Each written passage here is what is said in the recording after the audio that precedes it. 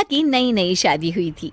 उसका मायका और ससुराल दोनों कानपुर में ही थे, इसलिए उससे मिलने उसके भाई अक्सर आते जाते रहते थे। ये बात शिखा की सास मीना को बिल्कुल पसंद नहीं थी। मम्मी जी, आज राहुल भैया आ रहे हैं। कौन, तेरे चाचा का लड़का? जी मम्मी जी। अरे पर वो तो दिल्ली में रहता है ना? हाँ मम्मी जी, उन्हें कल सुबह दिल्ली के लिए निकलना है, तो वो आज मुझसे मिलते हुए कल सुबह यहीं से निकल जाएंगे। हमने तो धर्मशाला खोल रखी है ना। कुछ कहा क्या मम्मी जी? मैंने कहा हाँ हाँ, आने दे तेरे भैया को, जमकर खातिरदारी करेंगे। अब तो कुछ करना ही पड़ेगा, इससे पहले कि मेरा घर धर्मशाला बन जाए। ये कैसी बातें कर रही हो मीना? सच ही तो कह रही हूँ। अभी इसकी शादी को साल भर भी नहीं हुआ और आए दिन इसके घर वाले आ धमकते हैं। अरे तो क्या हुआ, वो इसी शहर में रहते हैं तो हाल चाल लेने आ जाते हैं। इस बार मैं उनका हाल और चाल दोनों ही बिगाड़ दूंगी। अब बहुत हो गया जी। अरे ये कैसी बातें कर रही हो, हे भगवान, बस आप तो देखते जाइए। शाम को राहुल आता है। नमस्ते आंटी, कैसे हैं आप लोग? हम लोग तो ठीक है, तुम कैसे हो बेटा? मैं भी अच्छा ही हूँ आंटी। बस आज रात के बाद नहीं रहोगे। चलिए भैया, मैं आपको हमारा घर दिखाती हूँ। रात में खाने के टेबल पर शिखा, रोहित कहीं दिखाई नहीं दे रहा। जी भैया, वो ऑफिस के काम से बाहर गए हैं, कल शाम तक आएंगे। अच्छा अच्छा। बेटा, क्या तुम भूत प्रेत में मानते हो? नहीं नहीं आंटी जी, पर अचानक आपको ये ख्याल कहाँ से आ गया? पता नहीं क्यों, कभी कभी मुझे लगता है जैसे रात के समय बैठक में कोई घूमता रहता है। ये आप क्या कह रही हैं मम्मी जी? हाँ, तुम लोग घबरा ना जाओ, इसलिए मैंने आज तक इस बारे में कुछ नहीं कहा। ये आपका वहम होगा आंटी जी, ऐसा कुछ नहीं होता। हो सकता है। चलो अब मेरा सोने का टाइम हो गया है तो चलती हूँ मैं। शिखा बेटा, राहुल के सोने की व्यवस्था वहीं दीवान पर कर देना। जी पापा जी।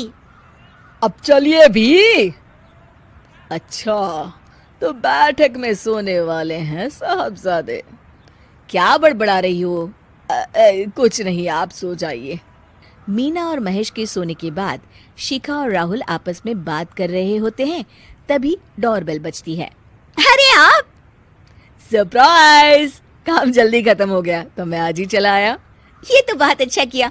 देखिए राहुल भैया भी आए हुए हैं, आप दोनों का मिलना भी हो जाएगा। कैसे हो रोहित? मैं तो ठीक हूँ भैया। शिखा, मैं भी आज यहीं सो जाता हूँ, राहुल भैया से बातचीत भी हो जाएगी। अच्छा अच्छा, ठीक है। मीना आधी रात को उठती है, कंबल मुंह से पैर तक ओढ़ के डंडा लेके बैठक में आती है और देखती है दीवान पर चादर ओढ़े कोई लेटा हुआ है। देखो तो कैसे मजे से सो रहा है बहन के ससुराल में। मीना ताबड़तोड़ 4-5 डंडे मार देती है। अरे मर गया, अरे बचाओ बचाओ, कौन है? मीना जल्दी से अपने कमरे में भाग जाती है। हे भगवान, ये मैंने क्या किया? ये रोहित कहाँ से आ गया? लगता है ये नालायक राहुल मेहमानों वाले कमरे में सो गया होगा। आज तो इसकी खैर नहीं। उधर बैठक में, अरे क्या हुआ रोहित? मैं बाथरूम में था, तुम्हारे चिल्लाने की आवाज सुनी। पता है भैया, मैं सो रहा था, अचानक से कोई आकर मुझे डंडे मारने लगा। ये क्या कह रहे हो? लगता है तुम भी आंटी की तरह भूत प्रेत में मानते हो। नहीं नहीं भैया, सच में कोई आया था।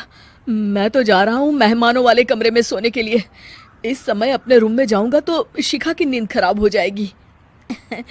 ठीक है भाई, जाओ तुम, जहाँ तुम्हारा भूत डंडा लेके ना आ सके।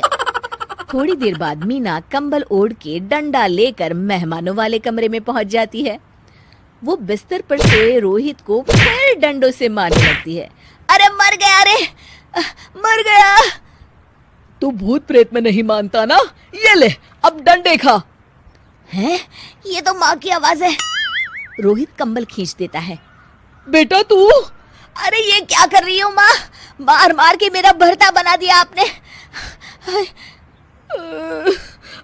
कर दे मेरे लाल, मैंने तो तुझे ही मार मार के लाल कर दिया। मैं तो उस राहुल के बच्चे को सबक सिखाना चाहती थी। राहुल भैया को? हाँ बेटा, मुझे लगा अगर उसे डंडे मारूंगी तो शिखा के मायके वाले यहाँ आना छोड़ देंगे। हे भगवान, माँ ये घर शिखा का भी है, उसके घर वाले जब चाहे आ सकते हैं। हाँ बेटा, आज मुझे भगवान का इशारा समझ में आ गया। मैं कितना गलत करने चली थी और अपने ही बेटे को चोट पहुंचा दी।